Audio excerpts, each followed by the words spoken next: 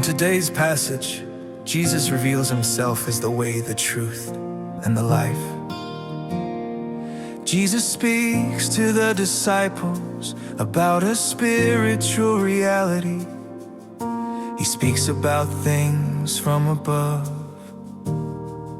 Let us listen carefully and learn from today's teachings.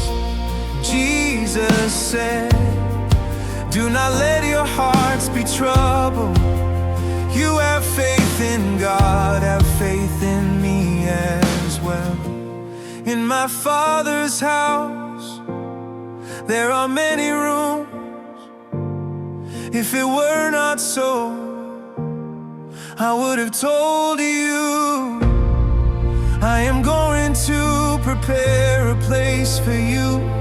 And when I have gone and prepared a place for you, I will come back and take you with me, so that where I am, you may be also, and where I'm going, you know the way." Thomas said to Jesus, "Lord, we do not know where you are going. How can we know the way?" Jesus answered, "I am the way, the truth, and the life. No one comes to the Father except through me." What do we learn from this passage? When we look at Thomas' response, we can notice the difficulty of the disciples of that time, just like us today, in understanding what Jesus wants to say. It seems that Jesus pointed upward, and the disciples, instead of looking to heaven, looked at the tip of his finger.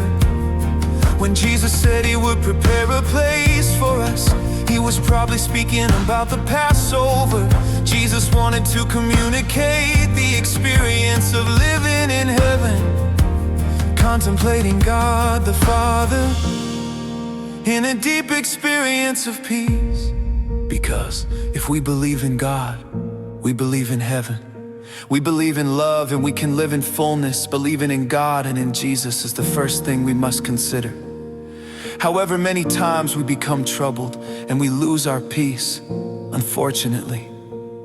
But what we are going through, is it lack of peace or lack of faith? If we do not have faith, if we do not believe in God, it will be very difficult to have peace, love, and security.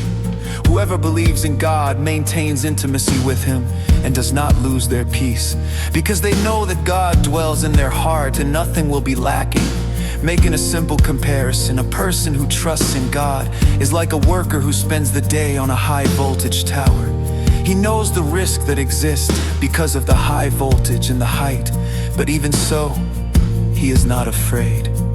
But that does not mean that he does not take all the necessary precautions to avoid falling or being electrocuted.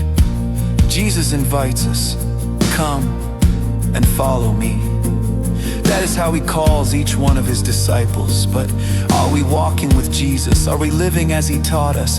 What matters is to follow the example of Jesus in the way we live. It is of little use to know the way if we do not follow the way. We often waste a lot of time on what is not important. For example, when we hear a bird singing, instead of simply contemplating it, we spend time trying to find where it is. Or even we spend our time trying to learn how to pray, reading books, listening into preachers, instead of simply talking to Jesus. It seems that if there were a GPS that could take us to heaven, everyone would buy it. However, we must remember that Jesus said, "I am the way." We just need to follow him. Whoever desires to reach heaven today is invited to follow Jesus, who is the way, the truth, and the life. Jesus is our GPS, who will lead us to heaven.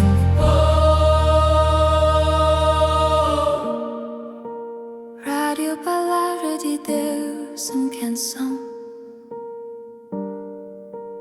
voice that guides you in the way.